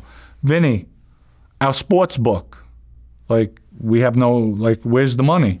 Oh, I don't know. I sent word out. It came back. They gave his wife $750,000 in winnings. I'm like, where's my half? It was all about him and his family. And finally, at the end of the day, we broke the straw to the camel's back. The Christmas before I got locked up, I collected $360,000. Christmas monies. The year I'm locked up, Michael Mancuso sent my girlfriend at the time, my son's mother, $3,500. I'm like, I'm done. You guys, you know what? And that was the hardest decision I had to make in my life, was tell on my best friend, my brother. And until this day, I would love to see him come home. I know it would probably be, I would definitely have to look over my shoulder constantly, but I don't want to see him die in prison. I care for the guy. That doesn't stop, but it came to self-preservation at the end of the day. And I did what I had to do. So you sit down with the feds and you cooperate. Yes. Knowing that you took an oath and you will be known as a rat for the rest of your life. Yes, that's There's correct. no reversing the situation. No, there's not. You can't make up for this somehow. Well, just like John Jr. He sat down with A lot of people. Right, he sat down Sammy with the Bull. everybody. I've interviewed a lot of people who cooperate. Everybody. I'm not making any judgment. I'm just saying, here's the reality of your situation at that time. As soon as you go and you say 2 words to law enforcement, you're a rat. That's it. That's it. You can't take it back. So you cooperate against Vinnie, Yes, Michael the Nose Mancuso, correct. everyone you committed crimes with, Correct. and you cooperate on 3 different murders. Was it 3? Randy? I think 2. 2 murders 2 mayors that you were involved in yourself. that I was involved in. And of course, Vinnie was the one who gave word on those murders, so basically it's moving up the line to him. Correct. Vinnie and Michael. Right. Did you have to sit in court and take the stand? Yes, I testified in Vinnie's first trial. It was Vinnie and Patty DiFilippo. And then I think Vinnie had 2 or 3 more trials that I testified in. And then I testified in John Gotti Jr.'s trial, his last trial. What was your connection to John Gotti Jr.? To show that you can't leave the life, you just don't walk away from the life. And also Vinnie Basciano and John Gotti Jr., their scheme to have us testify in their behalf at trial before we cooperated. Because they wanted Joey D'Angelo. Before I became a cooperator, Vinnie wanted me to testify in his trial. John Gotti Jr. wanted Joey D'Angelo to testify on his behalf in his trial. So it shows John Gotti was still part of the life, sending messages to the other crime families, getting permission, and Vinnie telling me, let them know that we have John Gotti Jr.'s support, the Gambinos. Okay, but when you're actually taking the stand and testifying about the murder that Vinnie was calling hits on, this is not what Vinnie wanted you to do. No, not at all. So what was it like to stand, in that room and take the stand while you're facing Vinnie? This is the guy who brought you in, who had you made, who was your boss. And now you're giving information that's going to put him away forever. But it was the hardest decision I have ever Was he had to make. mean mugging you during the trial? Or At first, he mean mugged me. And then there was times when I'm talking to the juries or I told something that happened, I would see a smirk from him it was hard. It was difficult. It was difficult. I think the first trial I was on the stand for 4.5 days. It was difficult. Okay. Due to your cooperation, you get 10 years in prison. I received a 10-year sentence, 1,000 hours community service, restitution. Yeah, 5 years of and supervised 5 release. years supervised release. Okay, you had to pay for the funeral expenses for Randy. Yes. $24,000. For the second time. Yeah. When you cooperate, they don't exactly tell you, hey, cooperate and you'll only get this much time. It's just cooperate. When it comes to sentencing, we'll make a recommendation to the judge, and the judge will take your cooperation into account when giving you your sentence. Is that right? That's correct. That's accurate. So they can't say, hey, do this and you'll get 10 years. They can't promise us anything. So you're going in knowing that you might get life yourself. Worst case scenario. Correct. It's up to the judge at the end of the Right. day. But most time the judge, judges understand the value of someone cooperating who's already in a system like the Mafia. And this is how a Sammy the Bull ends up getting 7 years. Correct. For all the murders that he cooperated Correct. on and he was involved in himself. Correct. So you get 10 years, but this time around you're going in as a cooperator. So Correct. you're in PC? No, they have a witness protection program within the federal system, the jail system. So they put guys like myself in the witness protection program while you're in federal custody. They have about, I think, 5 or 6 different locations throughout the states. It's a unit in itself. It's a jail inside of a jail. Everything's all witness protection. So it's all cooperators. All cooperators. Got it. So do you recognize any of the people in there? Or they? Oh, I met Sammy the Bull there. So Sammy the Bull was locked up with That's you. where we met. Okay. Did you know of Sammy the Bull beforehand? I knew of him. We But you never met? No. But you guys started to hang out Yeah, while no. locked up? We had a lot of laughs together. You know, a little ornery guy. This is during the whole Arizona ecstasy situation? Yes, that's what he was locked up for. And I've interviewed Sammy. Now, you're in witness protection, but you and Sammy recognize each other, and people make phone calls. Well, he didn't recognize me, and he knew of me. Yeah. But I recognized him. So, at the point that you cooperate against a captain and so forth, now is there a hit on your life at this point by the Bonannos? Today? At that point. Oh, I'm sure from day one. Okay. Have you heard of an actual dollar amount or anything of that sort? I haven't heard of a dollar amount, no. Okay.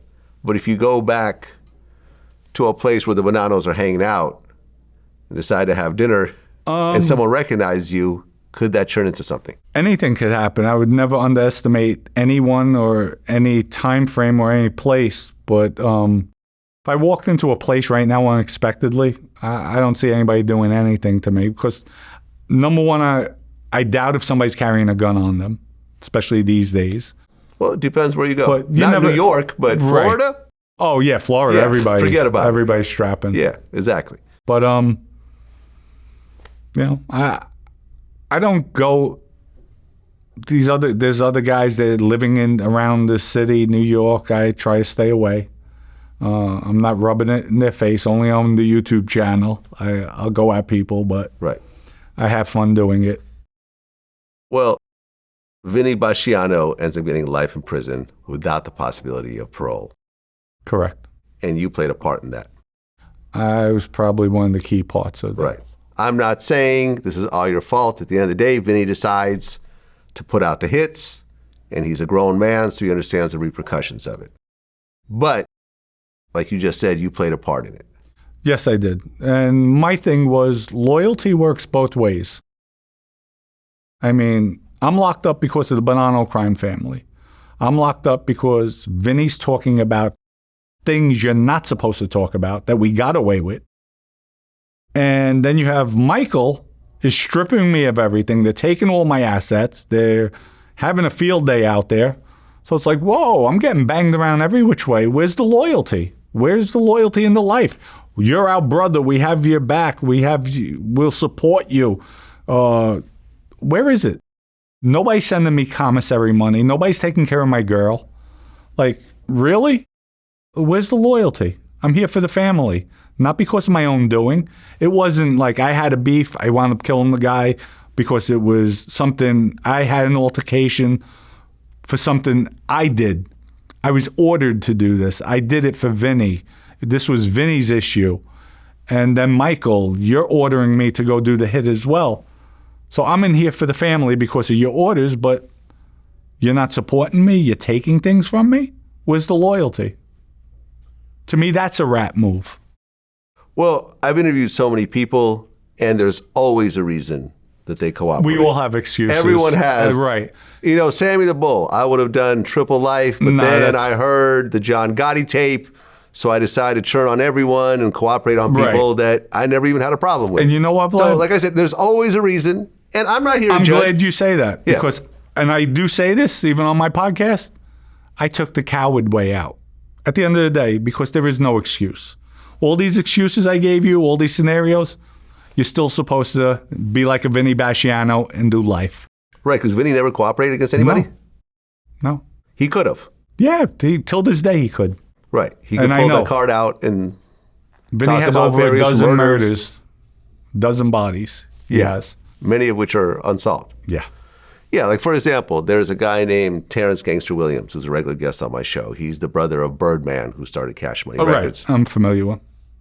He got, I believe, 27 years, but then he got charged with a murder that turned into life. And at one point, he cooperated on 40 murders that he was involved in. And he implicated all of his friends. There was a group of, 4 guys called the Hot Boys.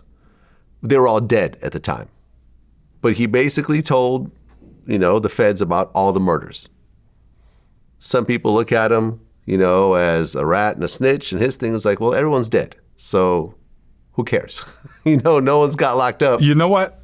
He's right, but he's still a rat. You're told. And he understands that. But he's right. He didn't hurt anybody.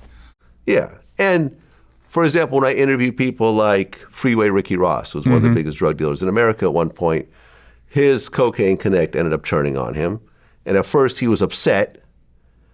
And a couple years later, he just realized, well, snitching is just part of the drug game and part of the criminal life. And I could either get mad at it or accept that this is going to happen almost every time and let me work on getting my life sentence thrown out, which he ultimately did. And like you said, at one point, none of the mob bosses cooperated, but then, the Bonanno boss cooperated, and he was known as the Last Don, I think, for doing that. Yes. And since then, how many more bosses have cooperated? I don't know. There's been a few, I believe. Well, John Gotti. John Gotti Jr. John Gotti. Was he a boss? Well, he was an acting boss. Frank Salemi. I know he was up there. What's his name? From Philly, too. Natali, Ralph. Joseph Massino. And Sammy the Bull was an underboss. Underboss. So there's a handful. But Sammy opened up the floodgates for everybody, really. Because that case was just so publicized and... Yeah, there's a list of people. It's a long list. It's a long list of people. Put it this way, the Mafia is not what it once was. That's for sure. But like I said, there's no excuse. I took the coward way out, and that's it. But you know what? I have to live with that. I had to go through, it took me about 4 or 5 years to finally accept it. I was nightmares, turmoil. It bothered me that much. But then again, I'm happy where I'm at now, the place I'm at. And I don't regret anything I did. Well, you get released in 2013. Yes. You did 10 years on that bid, and then another 10 years on the previous bid that we talked about. So at 46 years old, you spent almost half your life in prison. And if you look at you don't remember much before you're 6, essentially half of the days that you remember, every other day was spent in a jail cell. Correct. Nobody aspires to this. Do you feel, in retrospect, that you should have never joined the Mafia, you should have never done any crime, you could have gotten 2 decades back in your life that you could have enjoyed? Looking back, of course, anybody who doesn't say it's a fool, of course I would want to follow different footsteps, whether it be into stockbroker, a lawyer, just anything other than what I did, because you look back and look at all the years I wasted, look at all the people I've hurt and damaged. You didn't get to see your kids grow up and miss huge chunks in the same way of what your dad did to you. Basically. You basically repeated the cycle. I wasn't able to break the cycle. Yeah. And that's sad. So you get out in 2013 and they offer to put you in the witness protection program? Yes. They wanted me to go. That's why I think I got the 10 years. So I didn't take the witness protection program. Oh, so you decide early on about that? Well, you're told before I knew I was going for sentencing, and I think it was 2011. And they have to prep you. It takes maybe 6-7 months to create a new identity, to put you in phase 2 of the witness protection program. And I told them I don't want it. Prosecutors, FBI, they're telling me, take the program. You need the program. But you could leave the program. Like Sammy the Bull left. I didn't want to do that. I didn't want to be away from my kids. Okay. I felt I had too many years. That means maybe another 5 years. I'm not doing it. I just wasn't doing it. It wasn't for me. So basically, after you walk out of prison, you went back to your regular life. No, I went back to a new life, but normal life. A normal life. You weren't in witness protection. I was a civilian, correct. You were a civilian at that point. What has stopped you from going back to the life you lived? Whenever I do something, I'm always 110% committed. That's why I excel in everything I do, just like I did with the Mafia. I don't want to be another statistic, like a Sammy, going back. And I was determined to be successful, to do the things the right way. And I've been through a lot of adversities since I've been home. The legitimate world is treacherous. Yeah. Treacherous, especially business people. I've gotten screwed over more times, scammed, money taken from me. But I've been fortunate. I've been blessed. I made a lot of money. And God always keeps me grounded in the sense where I'll do very well, then all of a sudden a drought, and then something pops up. I just got robbed for money on a scam, legitimate. Like, they handed me fake documents telling me this, that, and I believed it. So I believed the person. And then come to find out, just last week, I was robbed, where now it put me in a financial bind, cash-wise. I'm like, I can't believe it. Like, I feel like I just can't get ahead. But in retrospect, like my wife said, you need to start going back to church. You need to, and she's right. Maybe that's it. Maybe that's it. It's just, but it helps keep me grounded, and I never want to forget my past. Since you got out, what was the most money you made in a legitimate business? What was like the best business move you made legitimately since you're out? I would say when I first came home, I was given the opportunity to do a major construction project in Miami. I was given the entire project, and I would say a little over $3 million in a year and a half. Most people that are hearing this right now, an ex-Mafia captain is suddenly given a $3 million construction project in Miami, of all places, Miami. They would kind of look at it a little sideways and say, I don't know how legitimate this may is. I'm not making any accusations. I'm just saying from the outside looking in. It was a Jewish development, actually. They had me building. They trusted me, people that knew me from my past. Okay, fair enough. I'm happy for you. I'm just saying. No, listen, I've sat down with, since I've been home, I was in Sierra Leone, Africa, sat down with the president, vice president of the country. Nice. Was doing water projects with them where I saw it could be lucrative, where we had devices that make water out of air. So we brought them clean drinking water. And at the end of the day, it became a humanitarian effort. The government never paid me for the machines, the generators. And I just started producing water, giving it to kids. And then from there, Guatemala. Sat down with the vice president of that country. Pakistan, sat down with the governors and the largest land developers out there. And this is all in my new life. So I've come home. I've been very blessed, fortunate. And I've done things that people can only dream of. I've lived a lifetime within these 10 years I've been home, 11 years. And I did it all till this day, first time in my life, adult life, I don't even have a parking ticket. So that's where I'm proud of myself, where not even a parking ticket. Well, allegedly, the current boss of the Bonannos is Michael Mancuso. Correct. You know him personally. Yes, I do. And I guess in 2005, before he got arrested, you got a green light to kill him? He was going, yes. Who gave you the green light?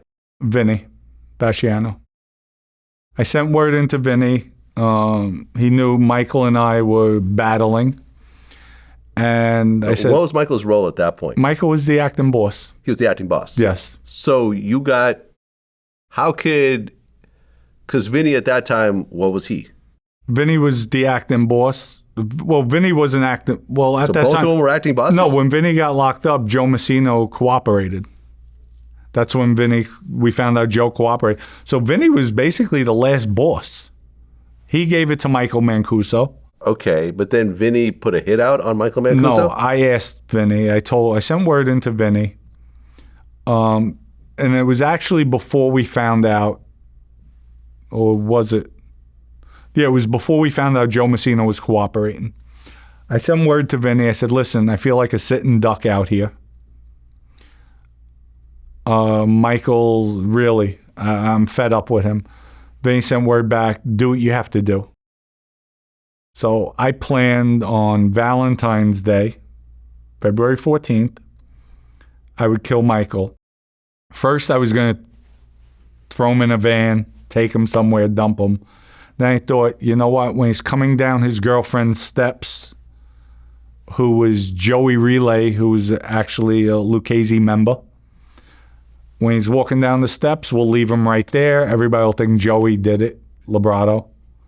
And, he'd be the prime suspect. And the feds locked me up in February, so. But you would have done it. I mean, January. Yeah. Oh, yeah, he was going. He was done. Okay, but he's currently the boss. Now he's the official boss, correct. So do you feel like he's going to try to get a level of revenge, knowing that you're putting this out in the air and so forth? It was already said. Uh-huh. I did a show on my channel maybe 4 weeks ago. I still have a lot of friends in the Bronx. Don, be careful. Between Michael Hippie, who's a captain in the Genovese, Johnny Joe, who's the underboss in the Bonannos.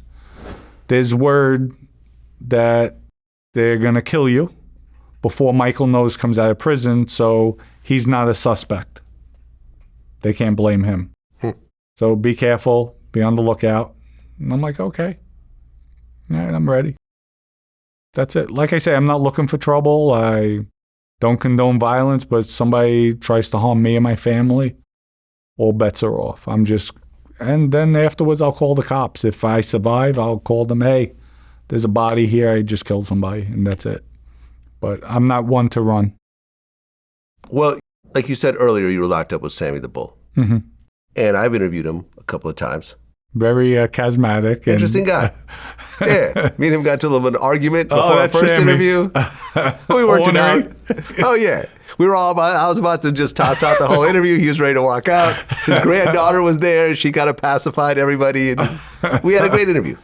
In our second interview, when he was talking about Trump actually posted the video on like his official Instagram and everything else like that. So, Sammy could thank me for getting a shout out for the former president. You made a video where you and him have some sort of beef over, you would think it was something serious, but it was over showing up to each other's podcasts or something like that? I got upset with Sammy. I cared for Sammy. I believed in him. I reached out to him. He said, come on down. I told him, Sam, I think I'm going to start a YouTube channel. He was telling me what to do, what not to do. So I felt he was guiding me. Mm-hmm. So we left off where, okay, I'll come on your channel, you go on my channel. Yeah.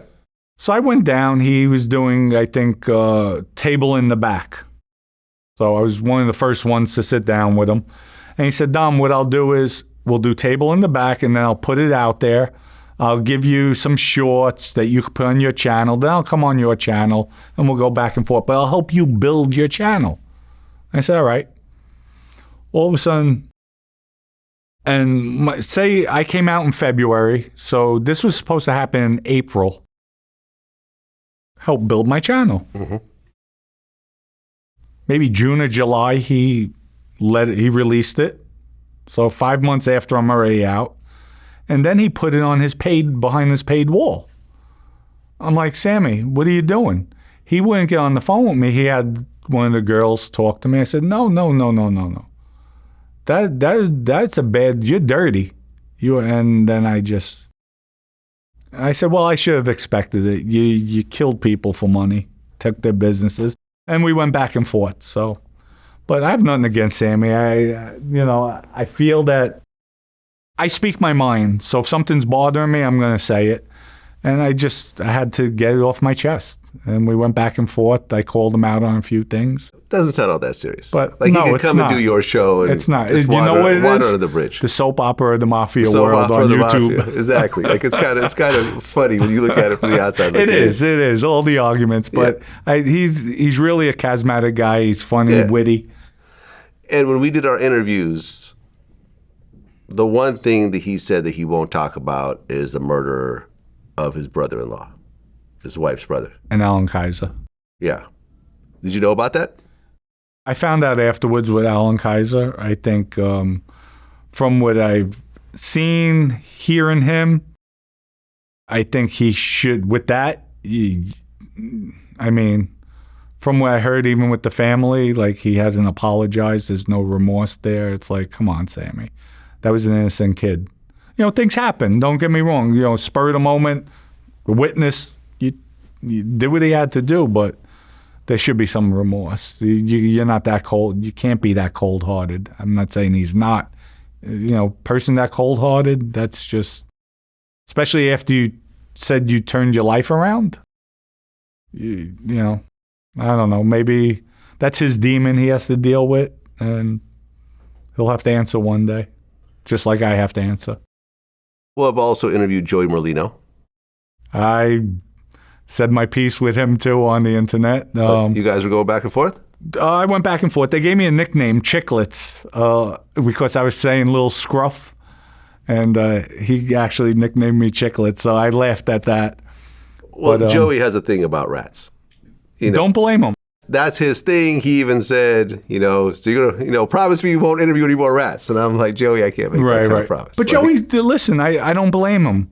But what he's doing, listen, when you take the oath, you're not supposed to speak to newspapers, reporters. You're not supposed to do interviews. So if they're telling you you're not supposed to do this when you're getting made, what does that tell you then? If you do it, you're a rat. You're no good. Well, I did, I believe, his first sit-down interview ever. Oh, you? Yeah. Well, congratulations with that. Oh, he seems like he's a pisser. He denied everything. Oh. He was at every answer. Like I say, if you go to the comments and be like, I'd be like, Joey, tell me about your dad. Dad, who's this dad guy? I don't know this guy's dad. I don't know. I wasn't there. I was locked up. Next question. Like, well, Vlad, the whole interview was like that. And it was entertaining in its own way, so I don't mind. I'm sure behind the scenes there's a lot of made guys that are upset with him. Just look, and I don't know the particulars, but I heard he had a steak place. He had a cheesesteak place. I remember he announced it on Twitter. I got a new place coming, and then you hear the place went up in flames. So what does that tell you? Like, Joey, there's obviously a lot of drama. Yes. And I started the interview out with, this is Joey Merlino, the rumored boss of the Philly Mafia. I got his permission to say that. Mm-hmm. I don't know if it's true or not. I don't know. But I do know that his energy is very different from every other Mafia guy that I've ever interviewed. And I'll just leave it at that. Now, you have your own vodka brand, EG Vodka. Yes, I do. Is there some drama going on, though, with that? I can't go into it too much, yes, but there was there's drama going on. I just didn't agree with certain things. I caught an employee robbing a lot of money, false receipts, and the other partners are accepting it. I'm not going to. I'm looking out for the fiduciary responsibility of the company itself. And but let me tell you something. That vodka, hands down, is really the best vodka. I'm a vodka drinker. Me too. I would drink Kettle or Tito's. EG blows it away. I mean, it's 100% organic, gluten-free, and it's actually certified from the USDA. Nice. I mean, you push it really hard. Like every video, there's a whole spiel about the vodka in the beginning. And I believe in it too. So yeah, like I said, I do things 110%. Yeah. So. And you have a book coming out, The Perfect Crime Family. It's called The Perfect Crime Family, correct. That should be out in the end of the summer to the fall. It's about 430 pages. It's dedicated to Quiet Dom, who at one time was the acting boss of the Genovese crime family, because they are the perfect crime family. Well, Dominick, man, I appreciate you coming in. You lived a hell of a life, and you had to make a lot of hard decisions. But ultimately, you also gave up a lot of your life, in prison based on those decisions that you made. And ultimately, you have the right to tell your story based on the time that you served. So, congratulations on your YouTube channel. Vlad, thank you. I appreciate it. Yeah. And your various business ventures, your vodka, your upcoming book, whatever else you're working on. Oh, I try to stay busy. Yeah. I love it. I love it. It keeps me young, energetic, and it just keeps my mind. And you know what? It shows people, too. No matter how many times you fall, you can always pick yourself up, get back up, and keep on trying. Because in life, what I've learned, I don't want to be one of those people that say, I should have. 20 years from now, oh, I should have tried this. I should have tried it. I'd rather say, I did try it. I failed. I couldn't make it go, but at least I did it. Yeah. I did concerts. When I came home, I had Chance the Rapper, Ludacris, Migos. I did a big event in Tampa. I did a Veterans Day event. It's a rough business. I tried it myself. Oh, I lost a ton of money. Yeah, me too. I lost a ton of money. But you know what? I did it. I tried it. You tried it. You don't have to worry about what if later in life. It took me about 3 years to pay out all the debt, but I did it. Yeah, a lot of success, I feel, is the ability to fail repeatedly without loss of enthusiasm. Yes, and I'm a firm believer, and I say it all the time. Tyler Perry said it best. If people don't laugh at your dreams aren't big enough. And That's with what it that, is. I want to say thank you for having me. It's been a pleasure. It's been fun going back and forth with you. Thank you. Wish you all the best. Peace.